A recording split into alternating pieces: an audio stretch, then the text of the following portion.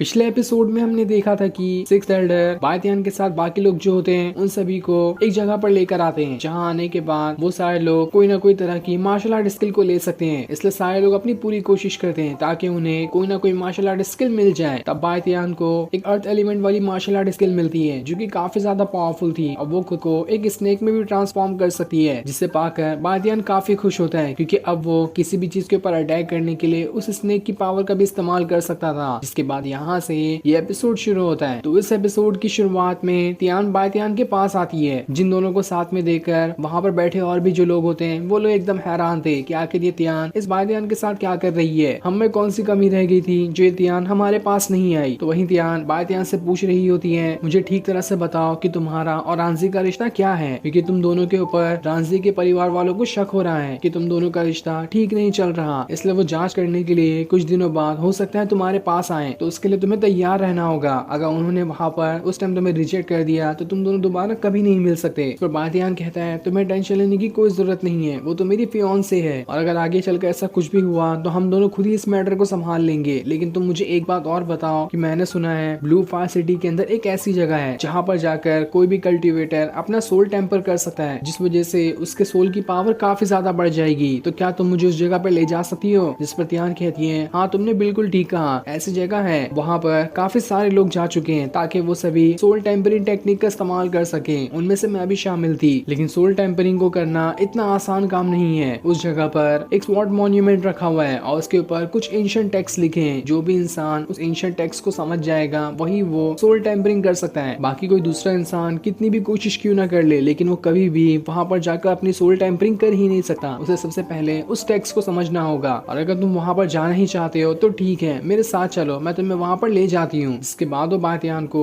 उस sword monument के पास लेकर आती है जो काफी बड़ी एक स्वॉर्ड रखी हुई थी वहाँ पर। और वहाँ आने के बाद वो उस स्वॉर्ड मॉन्यूमेंट के बारे में सारी बातें बता रही होती हैं। ये सुनकर बायतियान उससे कहता है, ठीक है, अब मैं खुद यहाँ पर जाकर एक बार ट्राई करके देखता हूँ, कहीं हो सकता है बाय चांस मैं इसका इस्तेमाल करते हुए अपनी सोल टेम्परिंग टेक्निक को कर पाऊँ। इसके बाद वो उस स्वॉर्ड मॉन्यूमेंट के पास आ जाता है और उसे अच्छी तरह से देखना शुरू कर देता है कि आखिर ये क्या चीज है और इसके ऊपर जो टेक्स्ट लिखे हैं उनका क्या मतलब हो सकता है। तब उन टेक्स्ट को अच्छे से देखने और समझने के बाद उसे पता चलता है कि ये टेक्स्ट तो किस तरह के फॉर्मेशन है और इस फॉर्मेशन की मदद से इस स्वॉर्ड मॉन्यूमेंट को पूरी तरह से सील कर दिया गया है। अगर कोई भी कल्टीवेटर इस फॉर्मेशन को ब्रेक करने के लायक हो जाए तो वो आसानी के साथ यहाँ पर अपनी सोल टेम्परिंग टेक्निक का इस्तेमाल कर सकता है। इसलिए बायतियान वहाँ पर बैठकर अपना कल्टीवेशन करते हुए उन सारे के सारे फॉर्मेशन को समझने की कोशिश कर रहा होता है ताकि वो उस फॉर्मेशन को तोड़ने के लायक हो जाए। और जैसे वो वहाँ के सारे टेक्स्ट को पढ़ रहा होता है, उस मॉन्यूमेंट के अंदर से काफी ज्यादा पावर बाहर निकल रही थी और पूरी जगह बिल्कुल ऑरा से भर गई होती है। तो वहीं बायतियान अब भी अपना ध्यान लगाते हुए उन सारे के सारे टेक्स्ट को समझते हुए उन्हें ब्रेक करने की कोशिश कर रहा होता है ताकि एक बार वो फॉर्मेशन को ब्रेक कर ले, उसके बाद ये स्वॉर्ड मॉन्यूमेंट पूरी तरह से खुल जाएगा और उसके साथ साथ जो भी यहाँ पर आएगा वो आसानी के साथ अपना सोल टेम्परिंग टेक्निक को कर सकता है। तब उसे ऐसा कल्टीवेशन करता हुआ देखकर तियान को काफी ज्यादा खुशी हो रही होती है। वो खुद में कहती है, मुझे बायतियान के ऊपर पूरी उम्मीद है कि वो यहाँ पर सोल टेम्परिंग टेक्निक को कर ही लेगा। साथ ही बायतियान कल्टीवेशन करते हुए कितना ज्यादा अच्छा दिखाई दे रहा है। इसके बाद वो वहाँ से बायतियान के पास आती है। तब बायतियान उससे कहता है, अब हमें यहाँ से चलना चाहिए क्योंकि काफी रात हो चुकी है, मैं बाकी का काम कल आके कर लूंगा। जिस पर तियान भी कहती है, हाँ ये तो बहुत अच्छी बात है, हम अभी यहाँ से चलते हैं, लेकिन मुझे तुमसे एक और चीज पूछनी है। कल मैं जानकुई हॉल के अंदर मार्शल आर्ट प्रैक्टिस करने के लिए जाऊंगी, तो क्या तुम मेरे साथ वहाँ आना पसंद करोगे? तो बायतियान कहता है, अरे ये कौन सी पूछने वाली बात है, मैं खुद भी अच्छे से मार्शल आर्ट प्रैक्टिस करना चाहता हूँ। तो ठीक है, कल सुबह 8 बजे मैं तुमसे मिलने आ जाऊंगा और उसके बाद हम जानकुई हॉल के अंदर मार्शल आर्ट प्रैक्टिस करने के लिए चले जाएंगे। ये सुनकर तो तियान भी खुश हो जाती है और फिर वो खुशी खुशी वहाँ से चली जाती है। जिसके जाने के बाद बायतियान भी वहाँ से अपने घर के लिए निकल जाता है। लेकिन जब से उसने उस स्वॉर्ड मॉन्यूमेंट को देखा था उसे नींद ही नहीं आ रही होती है, इसलिए वो आधी रात को दोबारा से अपने घर से बाहर निकलकर उसी स्वॉर्ड मॉन्यूमेंट की तरफ जा रहा होता है क्योंकि उसे बिल्कुल भी नींद नहीं आ रही थी। जहाँ जाते वो खुद में ये कहता है, मुझे तो बिल्कुल भी नींद नहीं आ रही, तो क्यों ना जागे रहने का फायदा उठाया जाए, इसलिए मैं यहाँ पर आ चुका हूँ ताकि मैं रात को ही इस स्वॉर्ड मॉन्यूमेंट के फॉर्मेशन को ब्रेक करने की कोशिश करूंगा ताकि यहीं पर मैं अपनी सोल टेम्परिंग टेक्निक को अंजाम दे सकूं। इसके बाद वो जैसे ही स्वॉर्ड मॉन्यूमेंट के पास आता है उसे वहाँ पर एक और लड़की दिखाई देती है जो खुद भी वहाँ पर बैठकर उस स्वॉर्ड मॉन्यूमेंट के फॉर्मेशन को ब्रेक करने की कोशिश कर रही थी। लेकिन बायतियान अभी इसके ऊपर जरा सा भी ध्यान नहीं देता और वो खुद एक जगह पकड़कर वहाँ पर बैठते हुए उस फॉर्मेशन को ब्रेक करने के लिए लग जाता है। जहाँ जैसे ही इस बार भी वो जैसे उन टेक्स्ट को समझने की कोशिश करता है उसके अंदर से भयंकर ऑरा बाहर निकल रहा था और इस बार का जो सारा का सारा ऑरा होता है वो सब कुछ बातियान के दिमाग के अंदर ही चले जाता है, जिस वजह से बातियान खुद को स्वॉर्ड मॉन्यूमेंट के अंदर ही पाता है, जहाँ उसके आसपास बिल्कुल मीटियोराइड की तरह पत्थर घूम रहे थे। और सोल मॉन्यूमेंट की पावर जो पिछली बार इधर उधर जा रही थी, वो सारी की सारी अब बातियान के अंदर जाना शुरू हो जाती है, जिस चीज को देखकर बातियान थोड़ा हैरान भी था कि आखिर यहाँ पर ये हो क्या रहा है। लेकिन उसे अच्छा भी लग रहा होता है क्योंकि यहाँ पर उसकी कल्टीवेशन पावर बढ़ रही थी और धीरे धीरे करते हुए उसकी सोल टेम्परिंग टेक्निक भी हो रही होती है, जिस वजह से उसकी बॉडी के अंदर काफी ज्यादा भयंकर तरीके से ऑरा जा रहा था। और इतना सारा ऑरा वो वहाँ पर एक पिल का रूप ले लेता है, जिस चीज को देखकर बातियान काफी ज्यादा खुश था। वो खुद में कहता है, इतनी सारी पावर को अपने अंदर डालने के बाद मैंने पूरी की पूरी तरह से सोल टेम्परिंग टेक्निक को हासिल तो नहीं कर लिया, लेकिन इतना कुछ हो चुका है कि जिस वजह से मेरी सोल काफी ज्यादा पावरफुल हो चुकी है और अब मेरी सोल पहले से कहीं गुना ज्यादा पावरफुल है। ये तो बहुत अच्छी बात है। मैं ऐसे ही करते हुए वापस से यहाँ पर आने की कोशिश करूंगा और दोबारा से अपना कल्टीवेशन स्टार्ट कर दूंगा। हो सकता है अगली बार जब मैं यहाँ पर आऊँ तो मैं पूरी तरह से सोल टेम्परिंग टेक्निक को हासिल कर पाऊँ। उसके बाद वो कुछ देर के लिए और वहाँ पर कल्टीवेशन करना स्टार्ट कर देता है और उसके ऐसे ही कल्टीवेशन करते हुए सुबह हो चुकी थी। और जैसे सुबह को बातियान की आंख खुलती है, उसके सामने वही लड़की खड़ी होती है जिसे उसने कल रात में यहाँ पर कल्टीवेशन करते हुए देखा था। तब उस लड़की को देखकर तो बातियान एकदम घबरा जाता है कि अरे ये लड़की कौन है और इतनी घूर के उसे क्यों देख रही है। तब वो लड़की बातियान से कहती है, आखिर तुम हो कौन और तुम्हारी हिम्मत कैसे हुई आधी रात को यहाँ पर आकर अपना कल्टीवेशन करने की। तुम जानते नहीं कि आधी रात को कल्टीवेशन करना यहाँ पर सिर्फ मुझे अलाउड है और कोई भी यहाँ पर आकर आधी रात को तो कल्टीवेशन नहीं कर सकता। जो सुनकर बातियान भी हैरान था कि आखिर ये ऐसी बात कैसे कर रही है। वो उस लड़की से कहता है, तुमने इस जगह को खरीद के नहीं रखा जो तुम सिर्फ यहाँ पर आधी रात को आकर कल्टीवेशन कर सकती हो। ये जगह सारे के सारे कल्टीवेटर के लिए बिल्कुल खुली हुई है, इसलिए कोई भी यहाँ पर आकर जब चाहे वो कल्टीवेशन कर सकता है। इसलिए अब यहाँ से तुम अपने रास्ते जाओ, मैं अपने रास्ते जाता हूँ। जिसके बाद वो वहाँ से अपने घर की तरफ ही बढ़ना शुरू कर देता है। लेकिन जैसे वो आगे बढ़ता है, ये चीज देखकर उस लड़की को काफी ज्यादा गुस्सा आ जाता है और वो अपनी पावर्स को एक्टिवेट करते हुए बातियान की तरफ ही बढ़ना शुरू कर देती है ताकि उसके ऊपर अटैक करके उसकी वहाँ पर जान ले सके। और फिर ये सीन दिखाते ही ये एपिसोड यहीं पर एंड हो जाता है। Thanks for watching.